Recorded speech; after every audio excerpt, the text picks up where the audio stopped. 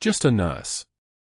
That's what Richard Pierce called her when the supply invoices crossed his desk for the third time that month.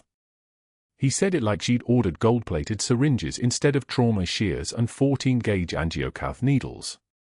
His voice carried the particular contempt of a man who'd never held a life in his hands, who measured value in spreadsheets and cost per unit rather than survival rates. Laura Bennett didn't flinch when she heard it. She simply kept her hands moving across the steel counter, wiping down the exam table in the dim medical clinic tucked behind Track 7 at Denver Union Station, her movements economical and precise, like someone who'd learned long ago that stillness drew attention. The clinic smelled of antiseptic and diesel exhaust filtering through ventilation grates that never quite cleaned the air. Fluorescent lights hummed overhead, their filaments flickering in a rhythm that reminded her of helicopter blades if she let her mind drift that direction, which she didn't. Not anymore. She'd trained herself to live in the present tense, in the clinical world of vitals and protocols and the careful invisibility of a woman who'd learned that being noticed got people killed. The clinic was small, 2 exam rooms, a break room where nobody spoke to her, a storage closet where she kept her secrets in a metal locker with a combination lock that felt heavier than it should. A family shuffled through the glass doors, the grandfather moving slowly, one hand pressed against his ribs like he was holding something together from the inside. His daughter walked beside him, her face tight with worry. Laura straightened, her blue scrubs catching the fluorescent light as she moved toward them with the calm of someone who'd already survived worse. Much worse. 3 tours in Kandahar as an Army Ranger combat medic had taught her that most medical emergencies looked worse than they felt if you stayed composed. The grandfather's breathing was shallow but steady. His color was pale but not ashen. His hand shook but his eyes were clear. "Let's get you on the table, sir," she said quietly, guiding him to the exam bed with hands that had held tourniquets tight and pressed bandages against wounds that seemed impossible to survive. "I'm Laura. Can you tell me where the pain started?" He settled onto the table, breathing carefully. "About 20 minutes ago. Came on sudden. Like something seized up right here." He gestured to his chest with a hand that wasn't shaking. She was already checking his vitals, the pulse oximeter clipping onto his finger with a soft click, the blood pressure cuff inflating around his arm with a pneumatic wheeze. 132/84. O2 sat at 94%. Not critical, but not comfortable either. She'd seen this presentation before, back when she wore the uniform instead of scrubs. Atrial fibrillation, maybe. Angina. The kind of thing that needed an EKG and possibly Seattle General's cardiology team, but not emergency transport if they moved carefully. "I'm going to run an EKG," she said, reaching for the 12-lead machine that sat in the corner like old medical equipment that had been through 3 wars and still worked because military hardware never quit. "Just lie back. This won't hurt." That's when Richard Pierce walked through the door. She heard his footsteps before she saw him, the kind of walk that announced importance, measured and loud, the shoes expensive leather that cost more than her entire weekly paycheck. Pierce was in his mid-50s, built like someone who'd spent money on a personal trainer but never quite committed to the results. His suit was charcoal gray, his watch a Rolex Submariner that caught the fluorescent light as he gestured at her with the kind of dismissive casualness that made blood vessels tighten in her jaw. Only slightly. Never enough to show. "Bennett," he said, not looking at her directly, instead turning to the family with the smile of a man who was about to perform for an audience. "I need to speak with you about your supply requests." "Mr. Pierce, I'm in the middle of an assessment," Laura said, her voice even and professional, the kind of voice that came from 6 years of practice at not sounding like the person she used to be. "Can this wait?" "No," he said, and something in his tone made the grandfather flinch. "It cannot wait. Do you have any idea how much money you're wasting? Trauma shears? Decompression needles? Thoracotomy kits? This is a train station medical clinic, not a level 1 trauma center. Nobody here needs this equipment." Laura's hands didn't stop moving. She was running the EKG leads across the grandfather's chest with the same steady precision she would have used in a field hospital under fire, each sensor placement exactly where it needed to be for a clean reading. Her jaw tightened, just enough to show she was processing his words, not enough to show she cared about them. The family was staring at Pierce now. The grandfather had gone quieter, his breathing more careful. Trauma supplies save lives, she said simply. That's their function. Trauma supplies waste budget, Pierce countered, and he was speaking directly to the family now, performing for them the way he always performed, making himself the hero in a story where Laura was the villain for wanting people to survive. This employee has been padding her orders to skim money from our clinic budget. It's fraud. It's embezzlement.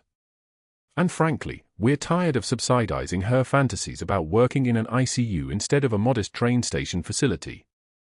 The grandfather's eyes went to her. His daughter's face went pale. Laura clipped the final lead into place and turned toward the machine without acknowledging Pierce's words, her hands moving with the terrifying fluid precision of someone who'd learned that emotion and action were incompatible in environments where people died. The machine hummed to life. The paper scrolled across the reader. 12 seconds. 20 seconds. 30 seconds of silence while the machine did what machines did, which was tell the truth in ink and rhythm. Your EKG looks like atrial fibrillation, she said to the grandfather, her voice not changing, as if Pierce wasn't standing there accusing her in front of a patient. We need to get you to the hospital for a full workup, probably an echocardiogram, maybe a stress test. But you're stable, and the transport can be routine. The grandfather nodded. He looked like he wanted to say something to defend her, but he didn't. Nobody ever did. People were afraid of confrontation with men like Pierce. They'd learned that speaking up meant complications, consequences, the kind of things that made life harder. Pierce was already leaving. He'd said what he came to say, performed his scene, demonstrated his power. That was all it ever was with men like him, a performance for an audience that didn't matter, a display of control that required constant repetition or it might evaporate.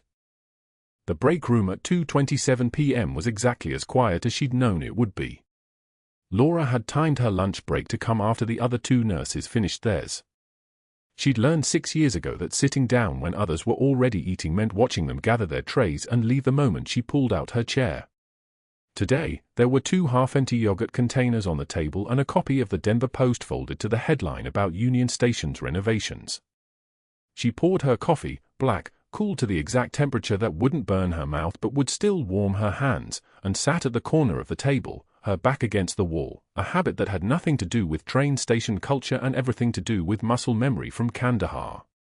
The door opened. Jenna, one of the other nurses, glanced at her. Then gathered her things. Then left. Then the supervisor followed. Neither of them said anything. That was the agreement, not confrontation, just absence. Laura understood the grammar of social exile. She'd watched it happen to soldiers who asked the wrong questions about operations that didn't exist. You didn't argue with them. You just stopped being where they were. She drank her coffee alone. It had gone cold by the time she finished. The staff board was mounted on the wall outside the supply closet, and she saw it at 3:16 p.m. on her way to restock the 4 kits. The disciplinary notice was printed on official letterhead with Richard Pierce's signature at the bottom, all formal and permanent, the kind of document that got filed with HR and created a paper trail that never really disappeared. Formal notice of disciplinary action, it read, in the clinical language of institutional authority. Employee, Laura Bennett. Violation, insubordination and wasteful spending.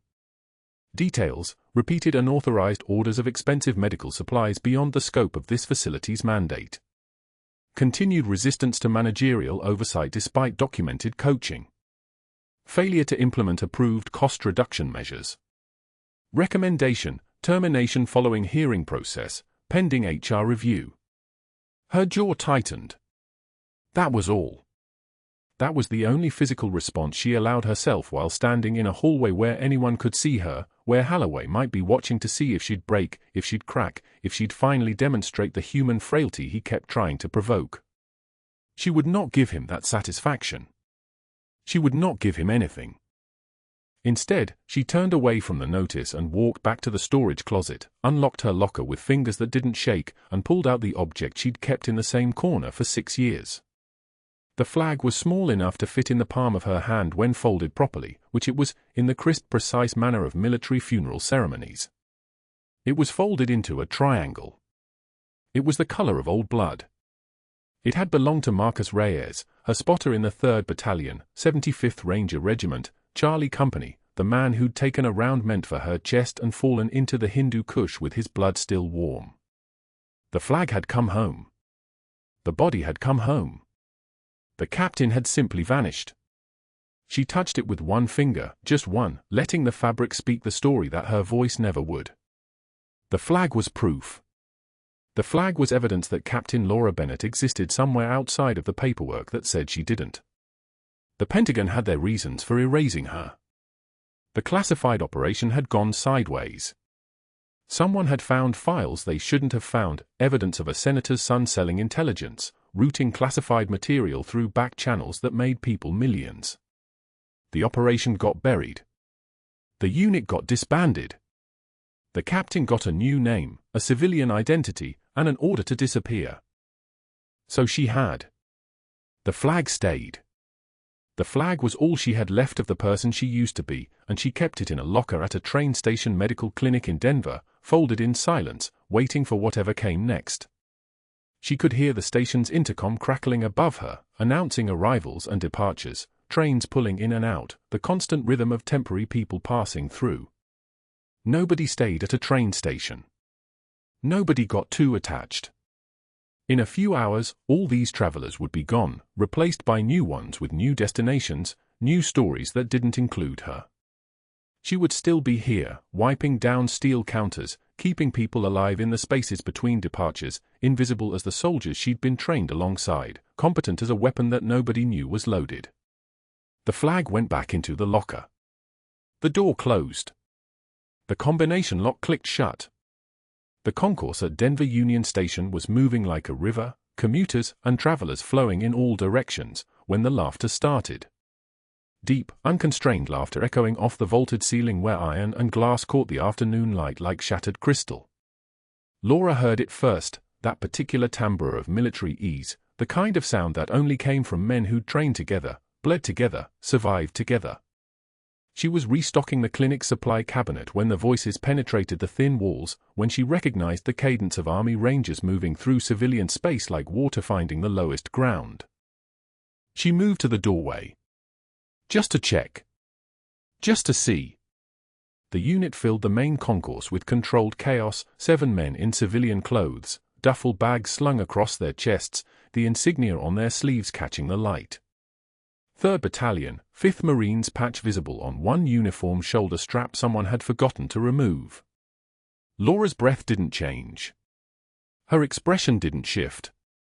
But every muscle in her body locked into recognition. Sergeant James Corver. There. In the center of the group, his presence like the eye of a storm, broad shoulders tapering to a waist, close-cropped gray hair that meant he was maybe 15 years her senior, his left hand gesturing as he told the private something about a training operation in Colorado Springs. Corver. Michael's commanding officer. The man who'd written 3 letters to a Kansas City post office box, Michael's letters, because Michael still sent updates to his mother through a digital ghost, because Laura couldn't risk her actual location, couldn't risk her actual name being cross-referenced with a missing Army captain's file. The Pentagon had been clear when they reassigned her to civilian life 8 months ago, any connection to your former unit means immediate detention and interrogation. You know what your team found in Kandahar. You know who wanted it buried. Laura stepped back into the clinic. Her movements were smooth, practiced, completely unremarkable. But her hand gripped the edge of the supply shelf hard enough that her knuckles whitened. She began reorganizing trauma shears that didn't need organizing, arranging 4 bags in descending size order even though they were already correct. Her breathing pattern shifted, slower, deeper, the tactical calm she'd learned in her first week at Camp Lejeune, the kind of composure that came from having already survived the worst the world could offer. Corver's voice carried through the doorway. And Martina still can't navigate with a map. Kid thinks a GPS is mandatory equipment. Last op in the field, I tell him his radio dies, he's got to read terrain like his grandfather taught him, and this private, the laughter followed, the sound of a unit that trusted each other completely. Laura's hand paused on a box of gauze. 2 seconds. 3. Then she continued. Michael had been gone for 7 months now. Michael, who'd enlisted because his mother was a ghost and his father was dead, and he needed to understand why she'd disappeared when he was 12.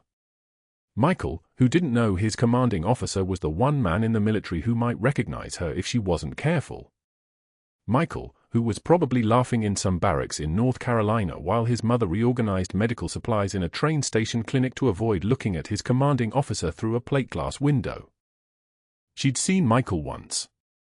She wasn't supposed to. He was 17, wearing a temporary ID badge to visit the Joint Base Maya Henderson Hall Medical Center where she was volunteering under her false credentials. He'd walked past her in a corridor.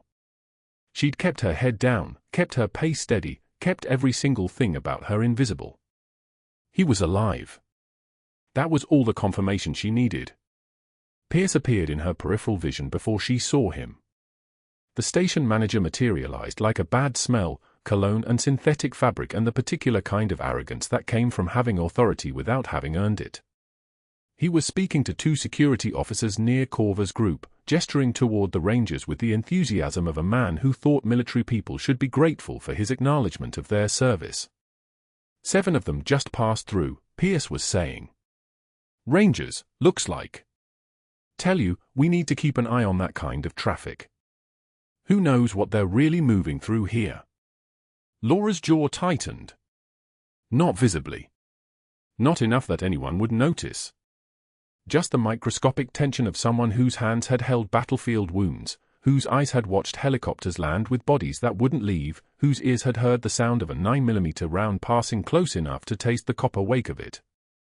The security officers nodded, not really listening, because Pierce was the kind of man who talked without understanding how little anyone cared about what he said. The Rangers moved deeper into the station, their laughter fading toward the ticket windows. Laura listened to the echo of Corver's voice until it dissolved into the ambient sound of the concourse, wheels on tile, the departure board's mechanical clicking, the low murmur of 100 conversations happening in the same space. She'd kept her distance. She'd remained invisible. She'd done exactly what she was supposed to do. But that wasn't the worst part. An hour later, as she was finishing her shift, Pierce appeared at the clinic door. His expression carried the satisfaction of a man who'd made a phone call and gotten exactly what he wanted. Behind him, a transit authority supervisor, someone Laura recognized from the security briefing she'd attended when she took the job, stood with an envelope. Your security clearance is suspended, effective immediately, Pierce said. His voice was bright, almost cheerful. Someone needs to explain why a nurse with no credentials is making medical decisions on station property. The incident report I filed has been escalated. Laura didn't respond. She was removing her name badge, unpinning it from her scrubs with steady hands. The badge was blue with white lettering, L. Bennett, Denver Union Station Medical Clinic. Just a name. Just a number. Just a nurse. You'll need to surrender your access key and the new entry code, the supervisor said, not meeting her eyes. The clinic door will be recoded by 1800 hours. You're not to enter the medical area without explicit authorization from management. Understood, Laura said. 5 seconds had passed.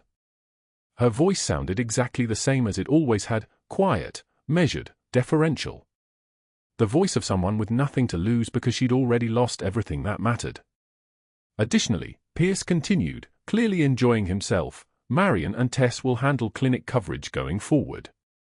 Your shift assignments are being redistributed. You'll be notified of any reassignment opportunities. The reassignment opportunities. That was what they called firing someone without having a paper trail. Give them a chance to resign before the termination becomes official. Give them time to understand that they're not wanted. Laura set the badge on the desk. I'll clear my locker before I leave. Do that, Pierce said. He was already leaving, confident in his victory, moving toward the concourse where he could tell the story of how he'd handled the insubordinate nurse, the one who thought she could pad orders and play hero on his station. He had no idea who he was standing next to. In the break room, she opened her locker for the last time. The folded flag was still there, buried under the spare uniform she kept, wrapped in plastic from the funeral service where they'd handed it to the wrong family because the records were classified, because the operation had been buried so deep that the official story was that Captain Laura Bennett never existed at all. She left it. She left everything. She took nothing but the image of Sergeant Corver's face moving through the afternoon light, that particular angle of recognition she'd trained herself to prevent, that moment when the past had walked close enough to touch. The door locked behind her. The combination dial spun. The clinic that wasn't hers anymore sealed shut with the sound of finality. Outside, the Denver rain had started, not heavy, just the kind of persistent wet that seemed to fall upward, that clung to the windows of the station and made the lights blur into impressionist paintings of themselves. Laura stood under the awning for 30 seconds, letting the cold air move across her skin, letting the part of her that was a nurse, just a nurse, nobody important, nobody worth watching, dissolve into the evening. And then she walked toward the parking garage where her car was waiting, where Michael's letters sat in a sealed envelope in the glove compartment, where the version of herself that had a future was still waiting to be born. The parking garage was silent except for her footsteps, a rhythm she'd learned in Kandahar, measured and controlled, each step deliberate. Laura's car sat waiting under fluorescent lights that cast everything in an institutional yellow. She opened the driver's side door, slid into the cold vinyl seat, and stared at the steering wheel without starting the engine. Her hands weren't shaking. They never shook anymore. That was a luxury reserved for people who still believed tomorrow would look like today. Her phone buzzed. A text from Marion, the afternoon nurse, just heard. "I'm sorry. That's complete bullshit and you know it." Laura set the phone face down on the passenger seat without responding. Pity was kindness disguised as weakness, and she didn't have the capacity to accept either. She drove back to Union Station because the alternative was going home to an apartment that didn't belong to her, to a name that wasn't hers, to a life that had been constructed so carefully it had taken 8 years to build and 48 hours to dismantle. The station at 8:24 p.m. was the skeleton of itself, fewer travelers, fewer families, fewer reasons for the building to feel alive. The medical clinic's lights glowed behind the glass doors. Laura used her badge to unlock the employee entrance, the security card that would be revoked within 2 weeks, and stepped into the corridor that smelled like antiseptic and the ghost of 100,000 conversations. Pierce's office was empty. His desk was a monument to paranoia. The tablet he'd used to photograph supply inventory still sat charging beside his keyboard, a small red light blinking like the eyes of something predatory. She didn't touch it. The clinic's laundry station was in the basement, past the storage cages and the industrial vac system that made a sound like mechanical breathing. Laura had folded scrubs here 1,000 times, blue surgical sets, green trauma kits, white undergarments stained with the evidence of people's worst days. She'd never thought of it as anything but routine. Medical work was 90% invisible labor, 10% crisis, and 100% gratitude no one ever offered. She opened her locker for the last time. The folded flag sat on the top shelf, perfectly creased despite 18 months of being tucked against her ribs under her clothing, close enough to her heartbeat that she could feel it through the fabric. Marcus. Sergeant Marcus Halloway, who'd dragged her behind a Humvee during the ambush in Sanjin Valley, who'd taken shrapnel meant for her spine, who'd bled out saying her call sign like it was a prayer, "Palang, Palang, stay with me, Palang." She didn't touch the flag. Not yet. Instead, she pulled her scrubs from the locker, 3 sets, all bearing the faint stains that wouldn't wash out. Blood had a way of embedding itself into fabric, into memory, into the part of your brain that never actually left the field. She folded each set slowly, precision creases, the way she'd been taught. Military corners. Aligned edges. Discipline in the small things because the large things had already spiraled beyond her control. The industrial laundry bin was open, releasing the chemical stench of bleach and whatever enzyme breakdown system the station used. Stained linens were piled inside, sheets, towels, the aprons from food service, all of it marked for incineration. Laura placed her scrubs on top, watching them settle into the textile debris like soldiers being lowered into mass graves. Her hands remained steady. That was the thing about training. About surviving Kandahar, about watching people die, about spending 3 tours understanding exactly how fragile human bodies were. Your hands learned not to betray you. Your voice learned not to crack. Your jaw learned not to tremble. Everything that would have been mercy in a different life became a liability here. Emotion was evidence, and evidence was the thing that got you killed or, in this case, fired. She was about to close the bin when footsteps sounded from the corridor above. Heavy. Male. Too quick to be a custodian. Laura straightened, waiting. Pierce appeared at the basement threshold, his tablet tucked under his arm like a general's baton. His eyes moved from her face to the open laundry bin, calculating. The moment stretched. He was trying to decide if she was stealing, lifting soiled scrubs to take home, perhaps, some pathetic act of defiance or desperation he could add to her termination file. Working late, Pierce said. Not a question. Personal items, Laura said. 5 words. Clipped. The voice of someone who understood she no longer had the right to lengthy explanations. Pierce descended the stairs with the certainty of a man who'd never been told no by someone he considered inferior. You understand you're not authorized to be in this facility after hours without explicit approval. Your access privileges are currently under review. Understood. And yet here you are. Laura closed the bin. The lid sealed with a soft hiss. I needed to collect my belongings. My final shift ends tomorrow. Pierce's jaw tightened slightly. He'd expected her to fight. He'd prepared comments, arguments, accusations. He'd probably workshopped his termination speech in the mirror. Finding her instead conducting an orderly exit from her own life seemed to frustrate him in a way that vindicated something inside her chest, a small, cold thing that had learned satisfaction in the absence of options. I'm documenting this conversation, Pierce said, pulling out his phone. Unauthorized access to restricted facility after termination process initiated. Do you have anything to say? Laura picked up her locker key and turned to face him directly. The basement lights caught the line of her jaw, caught the place where her neck met her shoulders, caught the absolute absence of fear in her eyes. For a moment, Pierce seemed to see something in that calm, not threat exactly, but something that made his hand falter on the phone. No, Laura said. She climbed the stairs past him without waiting for permission. Behind her, she could hear him taking photographs of the laundry area, documenting the evidence of her presence, adding it to whatever mythology he was constructing in his mind about who she was. The corridor felt longer walking out than it had walking in. Her scrubs were in the bin. Her locker was empty except for the flag, which she would retrieve tomorrow. Her badge would be deactivated by end of business Friday. She existed in the station now only in the gaps between breaths, in the memory of hands that had held someone back from the edge of death, in the space between what had been and what would never be again. She was almost to the employee exit when the call came through the station intercom system, her heart stopping before her conscious mind could catch up, all medical personnel to platform 4. Incoming emergency. Army transport arriving from the northbound corridor. Multiple passengers down. I repeat, all available medical personnel to platform for immediately. The intercom crackled with static that sounded like artillery fire heard from very far away. Laura stood in the corridor, her hand on the exit door, every instinct in her body suddenly aligned and sharp. Incoming emergency. Medical personnel. Platform 4. She turned back toward the clinic instead.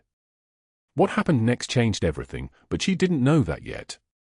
She only knew that her hands were needed, and that no termination notice, no filing cabinet full of accusations, no institutional betrayal could stop her from moving toward a patient in crisis. The badge she was no longer authorized to carry hung loose around her neck as she ran toward the platform. Behind her, Pierce stood in the basement doorway, photographing her departure, completely unaware that he was documenting the exact moment when the invisible part of Laura, the captain part, the part that didn't belong to him or the station or any constructed life, began to surface. 3 days passed like holding your breath underwater.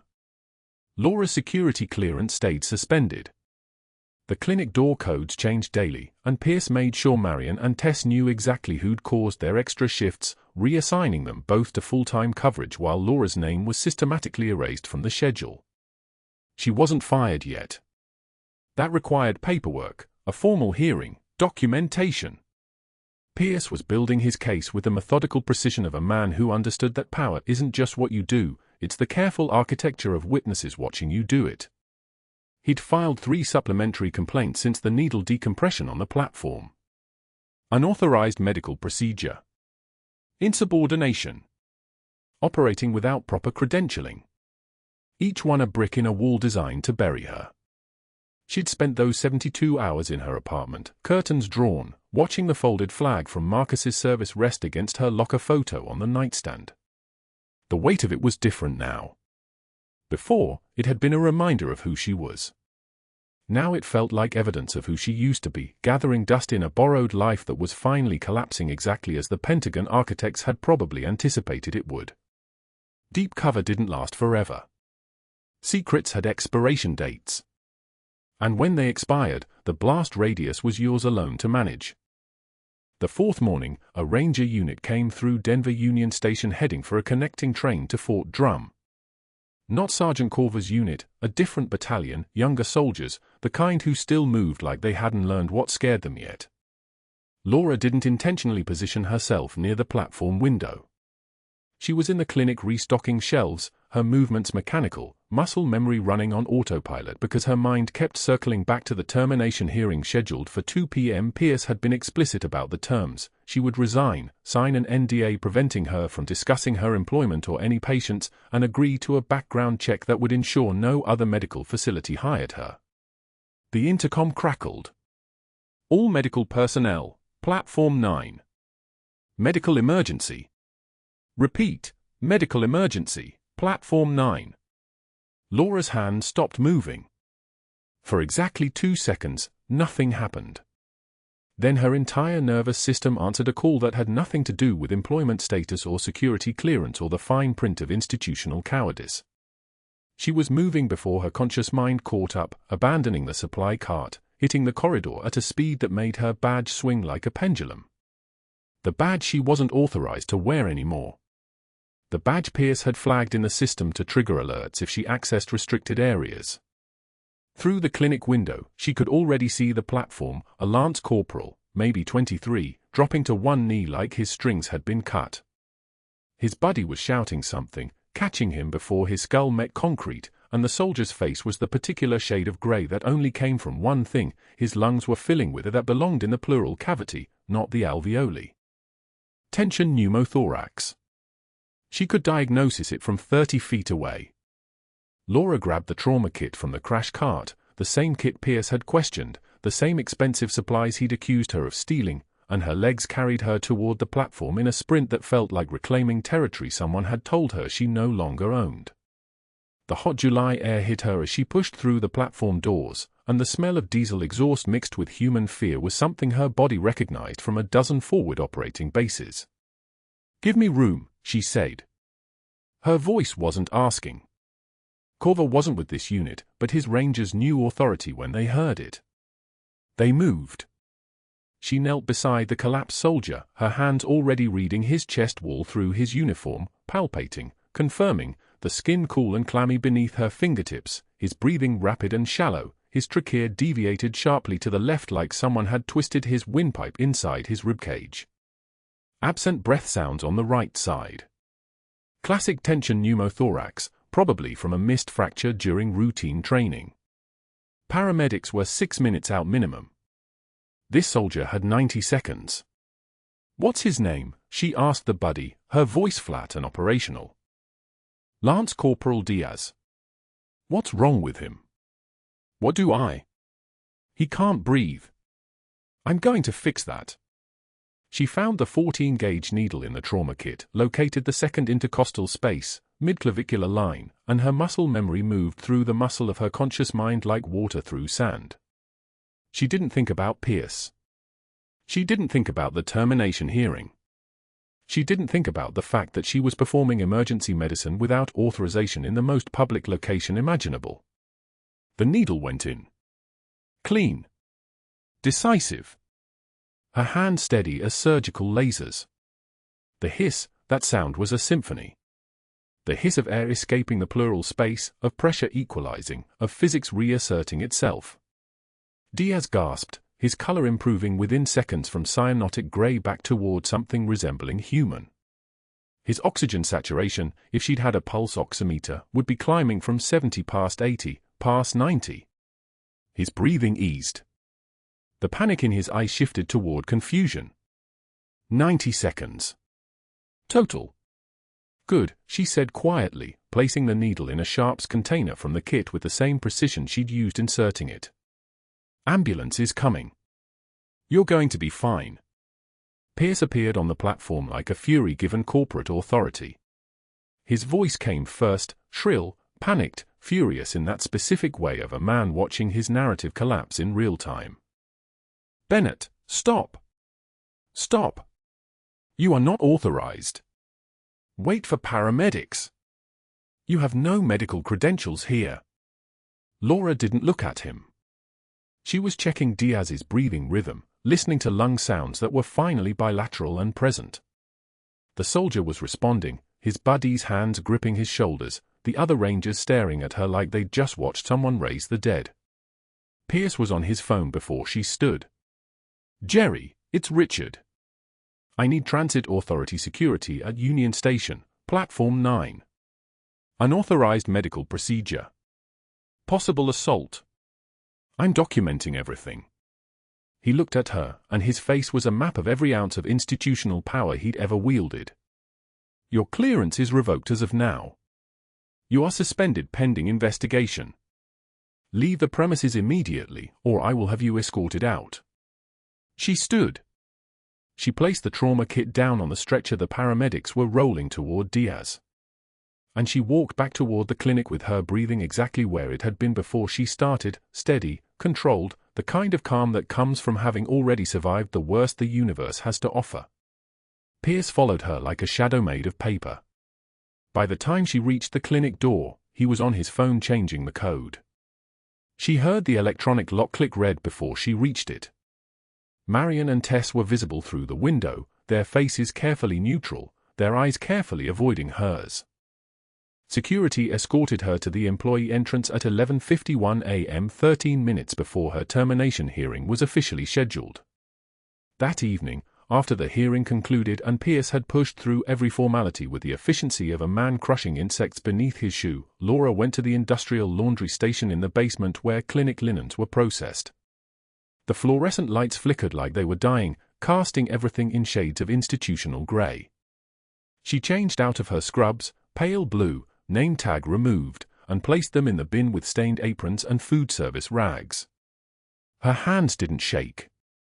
They never did. The folded flag stayed in her locker, which she couldn't access without clearance. She stood there for 30 seconds in the basement silence, listening to the washer spin, to the dryer's hum, to the sound of a life dissolving into the ordinary machinery of a place that would replace her by Monday. The Marines had a saying about heroes: everyone has one until they don't. Until they're inconvenient. Until they break the rules that incompetent men created to protect their own incompetence. Laura had held her position for 11 hours against Taliban fighters when command wrote her unit off. She dragged wounded soldiers through enemy fire. She'd kept for Rangers breathing when every tactical assessment said they should be dead. She'd do it again. She always did. That was what being a soldier meant. Not the uniform, which they'd taken away. Not the rank, which they'd erased. Not even the mission, which someone in the Pentagon had decided was too classified for survival. It meant running toward Platform 9 when everything else was screaming at her to run away. It meant never hesitating. Never apologizing. Never pretending that bureaucracy mattered more than breathing. The washing machines churned. Laura stood in their rhythm and waited for whatever came next. 3 days later, a man is wheeled into the clinic with a cardiac episode, and Laura, still technically employed until her termination hearing closes out, leans over to check his vitals with the kind of mechanical efficiency that comes from muscle memory transcending emotion. His eyes snap open the moment her fingers touch his wrist. Recognition floods his face. He whispers in Pashto, the language of Kandahar, the language of her other life, Palang. The word hangs in the air like a bell struck in silence. Laura's breath catches. Just for a moment. Just long enough for the old captain buried under 6 years of scrubs to surface. The patient's hand tightens around her wrist with surprising strength for a man in cardiac distress. His lips move again, barely audible. "You saved me. You saved all of us." Sergeant Corver, standing near the waiting area with 2 rangers in dress uniform, freezes. His head turns toward the clinic bay. His eyes narrow. He pulls out his phone with the deliberate motion of someone who has just pieced together something that was staring at him the entire time. His thumb scrolls through his photos, official military commendations, printouts he carries in his wallet like talismans. He finds it. The citation. He reads aloud, his voice cutting through the clinic noise like a blade through silk. Silver Star Citation. For extraordinary heroism in Kandahar Province, Logar Valley. Captain Laura Bennett, Army Ranger Combat Medic, 75th Ranger Regiment. For actions during Operation Nightingale, where she maintained command of a 9-person squad, evacuated for wounded Rangers under sustained Taliban fire, and held a defensive position for 11 hours against enemy forces estimated at 50-plus combatants. She refused evacuation, refused morphine, refused to yield. When the QRF finally arrived, she was still standing. She was still fighting. For this, the United States Army awards her the Silver Star. Corver's voice wavers on the last sentence. He looks toward the clinic bay. Toward Laura. Understanding rewrites his face. The door explodes inward. Dr. Pierce stands in the frame, his face already contorted with rage before he even speaks. He has been waiting for this. Waiting for Laura to prove his every accusation, his every suspicion. Waiting for evidence that she never belonged here at all. His voice is a weapon. "You're trespassing. This woman is not cleared to be in this facility. I'm calling security. I'm calling the police. You will leave this station immediately or I will have you removed." The words tumble out like gravel, desperate and loud, because Pierce can feel something shifting in the room's atmosphere. The way Corver is looking at Laura. The way the Rangers have straightened to something approaching attention. The way the cardiac patient is holding her hand like she is the only anchor in a drowning moment. A man in a dark suit steps forward from the corner of the waiting room. General. 2 stars on his collar, visible and undeniable. He has been traveling through Denver Union Station for the past 3 hours, waiting for a connecting flight. He has been reading a newspaper. He heard the commotion. He saw the video on his phone like everyone else in America has seen it. He steps toward Laura and salutes, a crisp, clean motion that carries the weight of institutional respect. His eyes meet hers for exactly 2 seconds. "Captain Bennett. Your service is noted." Pierce's face goes white. Not because of the general, but because of what the general's salute means. Because of what it confirms. Within 60 minutes, a Pentagon liaison arrives at the station. He is carrying a tablet and a security clearance higher than anything Dr. Pierce has ever seen. His first words to Laura are delivered in a voice that carries no emotion whatsoever. "We're confirming the code name Palang is linked to a classified file from Kandahar operations. Your records have been sealed by the Department of Defense. This seal is now being lifted. Welcome back to active acknowledgement, Captain." By that evening, someone in Sergeant Corver's unit has uploaded the video. 45 seconds of Dr. Pierce screaming at Laura while she performed needle decompression on a dying soldier. 45 seconds of his face contorted with institutional fury, demanding she stop, demanding she wait for paramedics, demanding she follow protocol while a man's lungs collapsed. The video hit social media at 6:34 p.m. By midnight, it has 600,000 views. By morning, 1.3 million. The comments are a reckoning. He wanted her to watch a man die / she saved his life while he yelled at her / this is what happens when bureaucrats run hospitals / Captain Laura Bennett is a hero. Dr. Pierce's phone rings continuously. Transit Authority board members. Reporters from 3 local news stations. His ex-wife, calling to inform him that his daughter has seen the video at school and doesn't want to talk to him. But one call silences all the others. Dr. Marcus Halloway, Chief of Medical Administration at Johns Hopkins, the mentor who trained Pierce in surgical residency 15 years ago. Halloway's voice comes through the phone like winter air. "Richard. Is that you in the video?" Pierce tries to explain. Budget concerns. Unauthorized procedures. Liability protocols. Chain of command. Halloway's interruption is sharp and final. "I taught you that medicine is service. Service to the patient. Service to the oath. You have become exactly what I warned you against becoming, a bureaucrat who values paperwork more than lives. Don't use my name again. Don't contact me again. Your career at any respectable institution ends today." The call disconnects. Within 72 hours, an anonymous tip reaches the Transit Authority's audit department. Marion, reassigned to the morning shift, has kept meticulous records. The invoices show a pattern. Vendor inflation. Kickback percentages. Dr. Pierce has been pocketing roughly $97,000 over 18 months, padding medical supply costs to pocket institutional funds. The Denver Post runs the headline Friday morning, "Station manager suspended after video shows him blocking life-saving care, investigation reveals alleged financial fraud." 6 months later, Laura Bennett stands in her new office at Denver Union Station's Trauma Response Unit. The space is 3 times the size of the old clinic. New equipment. Grants from the state health department. A full staff of 5 nurses and 3 physician assistants. The walls are clean white. The fluorescent lights are new, barely humming their electronic song. And on the wall behind her desk, in a shadow box with museum-quality framing, hangs the folded flag. The flag from Marcus Reyes, her fallen teammate, her reason for 12 years of silence.